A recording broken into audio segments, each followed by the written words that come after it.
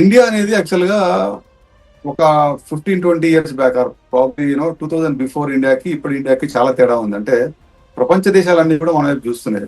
Yes. ముఖ్యంగా మనది 1.5 billion people ఉన్న మార్కెట్. అంటే ఇంత పెద్ద గ్లోబల్ మార్కెట్ ఎక్కడ లేదు. అంటే ఫస్ట్ ఒకప్పుడు చైనా ఉండేది. మనం పాపులేషన్ లో చైనాను కూడా క్రాస్ అయిపోయాం ఇప్పుడు. అండ్ మన యువత యాక్చువల్ గా 65% of our population is below 35 years age.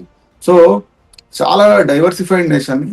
మనము లాస్ట్ 3 decades లో చూసినట్టయితే గన ఎవరు ఊహించని విధంగా గ్రో అయినాం.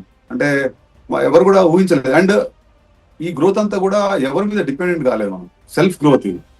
సో దీన్ని వెస్టర్న్ కంట్రీస్ యాక్చువల్ గా చాలా విషయాల్లో నేను లోతుగా అధ్యయనం చేస్తే అనిపిస్తుంది ఏంటంటే ఇది ఒక సవాల్ మాత్రమే. రానున్న కాలంలో మనకి ఒక అమెరికా నుంచే కాదు, ఇంకా పాశ్చాత్య దేశాల నుంచి కాంపిటేటివ్ రంగం కానీ ఇంకా అనేక విషయాల్లో మనము చాలా అంటే కాంపిటీషన్ ఎదుర్కోబోతుంటాం. ఎందుకంటే ఎవరు కూడా ఒక ఎకానమీ అంత ఫ్లోరిషింగ్ గా ఉన్నప్పుడు దాన్ని అడ్డుకట్ట వేయడానికి, అంటే ఇదంతా ప్రపంచం కూడా పోటీ ప్రపంచం కదా.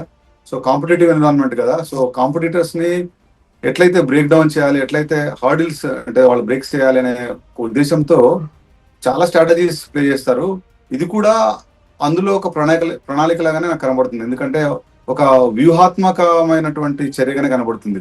అది ఆల్దో రష్యా ఆయిల్ అనేది ఒక పూచిగా చూపెట్టినప్పటికీ కూడా ఇండియన్ ఎకనామిక్ స్లో డౌన్ కి అడ్డుకట్ట వేయాలి. ఇండియా అనేది ఒకప్పుడు ఎవరైనా చెప్తే ఏది అంటే